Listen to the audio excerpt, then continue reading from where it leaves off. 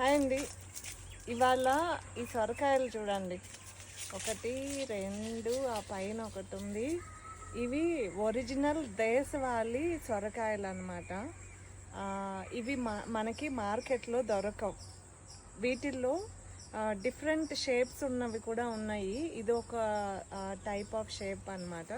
ఇంకొకటి ఇలా కుండలాగా వచ్చి ఇలా ఉంటుంది, మచ్చలు కూడా ఉంటాయి. నార్మల్ సొరకాయ కన్నా చాలా టేస్ట్గా ఉంటుంది. ఇదిగోండి, సొరకాయలు నాటాం కానీ చూసుకోలేదు. ఇలా ఈ 3 ఉన్నాయి, 1 2 3. అప్పుడప్పుడు నాటేసి మర్చిపోతూ ఉంటాం అన్నమాట. ఇలా కాయలు దర్శనమిస్తూ ఉంటాయి.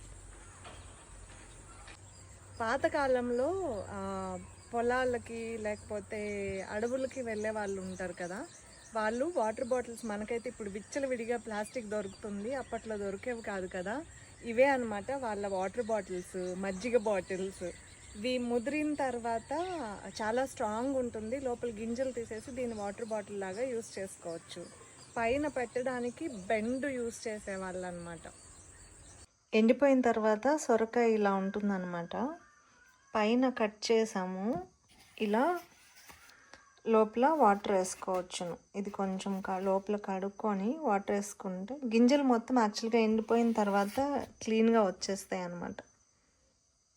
ఇలా సీడ్స్ కానీ అలాంటివి దాచుకోవటానికి కూడా యూస్ చేసుకోవచ్చు. వాటర్ బాటిల్ లాగానే కాదండి, స్టోరేజ్ కంటైనర్స్ లాగా కూడా యూస్ చేసేవాళ్ళు అనమాట వీటిని.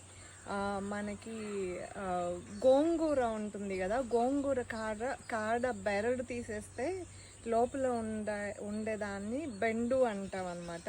ఆ బెండులే వీటికి క్యాప్స్ లాగా యూస్ చేసేవాళ్ళు, మూత పెట్టుకోవడానికి చాలా స్ట్రాంగ్గా ఉంటాయి అన్నమాట. సో అవి ఈ సొరకాయల హిస్టరీ.